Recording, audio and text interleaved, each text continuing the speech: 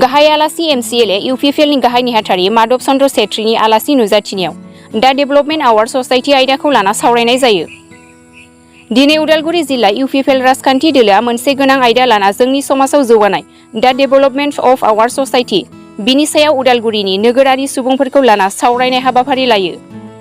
बे हाबाफारियाव बिटिआरनि लेङाइ गाहाय मावफुं सोद्रोमा गबिन्द चन्द्र बसुमतारी, जिल्ला UPPLनि आफादगिरि नेहाथारि आरो दोलोनि गोबां बिबानगिरि बिथांमोनहा बाहागो लानानै मेलखौ जाफुंसार होयो। हाबाफारिनि गेजेरजों उदालगुरि जिल्ला UPPLनि नेहाथारि रथेन्द्र दैमारिया मा फोरमायखो फैनायनि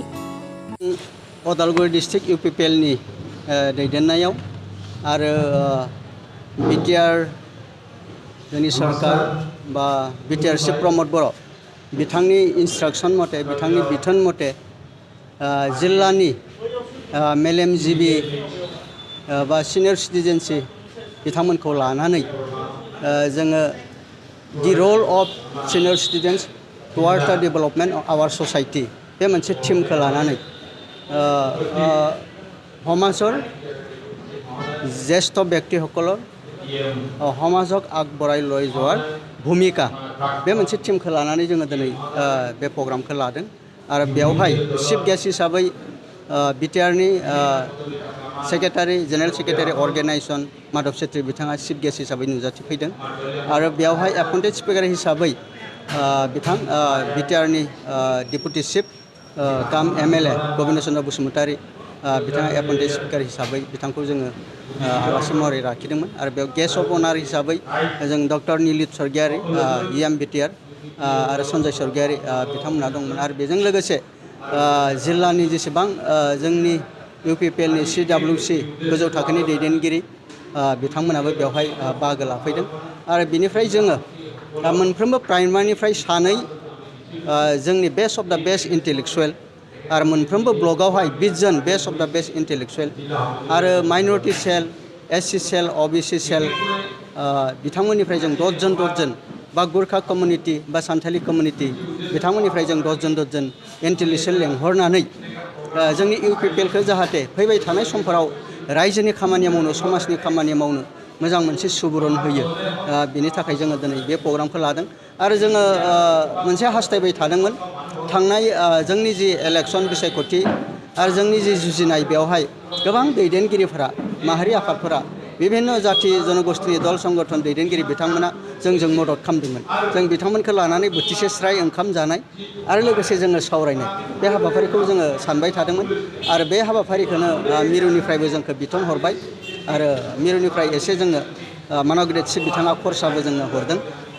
दा बे थांखियैनो जोङो दिनै बे हाबाफारिखौ लाफुंबाय आरो बेवहाय दिनै साहित्य एकाडेमि एवार्डि नवीन मल्ल बेबायदिनो BBCनि एग्जिकिउटिभ बिथां प्रणय दैमारि आरो बेजों लोगोसे दिनै सान्थालि समाजनिफ्रायबो रामकरन गौर आरो बेबायदिनो नैबे उदालगुरि टाउननि सासे समाज सिबियारि आरो लोगोसे इन्टारप्रिनियर फनि अजामोन बेबायदि गोबांथार मेलेमजिबि बिथांमोना बाहागो लानानै सुबुरुन होदों दिनै सरकारजों लोगोसे जों समाजखौ दैदेनलांनो थाखाय उदालगुरि ओनसोलनि जेंना लोंग्रा दैनिफ्राय लानानै लामा सामानिफ्राय लानानै सोलोंथाइ बिथिंनिफ्राय लानानै हस्पिटाल जिथु डक्टर गैया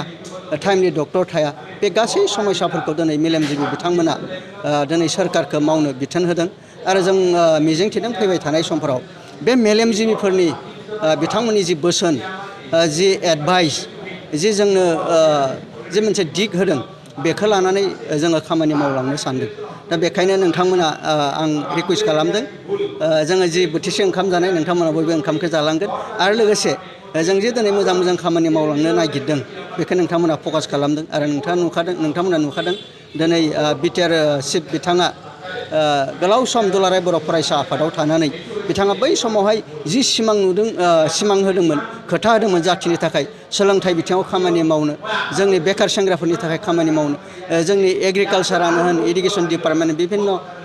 डिपार्टमेन्टआनो होन स्पर्ट्स कालचार लेंगुवेज लिटारेचार गासैबो बिथिङाव खामानि मावनायनि खोथा होदोंमोन आरो दिनै बेबायदि मिशन लानानै खामानि मावबाय थादों नोंथांमोना बयबो मिथिगौ बावैसोनो जोङो दिनै बिटिआर बायदि फिसा मोनसे रिजनेल काउन्सिलावहाय जोङो दुरान काप 132 खेब नङा होमबा 132 टम जि दुरान काप जों नुनो मोनगोन दा बेबायदि गेदेरथार सिमां थानाय प्रमद बर' बिथांनि थाखायनो जाफुङो होननानै जों सानगोन दा फैबाय थानाय समफोरावहाय जोङो बेबायदिनो रायजो राजानि मदद लानानै नोंथांमोननि मदद लानानै मेलेमजिबि बिथांमोननि मदद लानानै जोङो खामानि मावलांनो सानदों बेखिनिखौनो आं थेंक इउ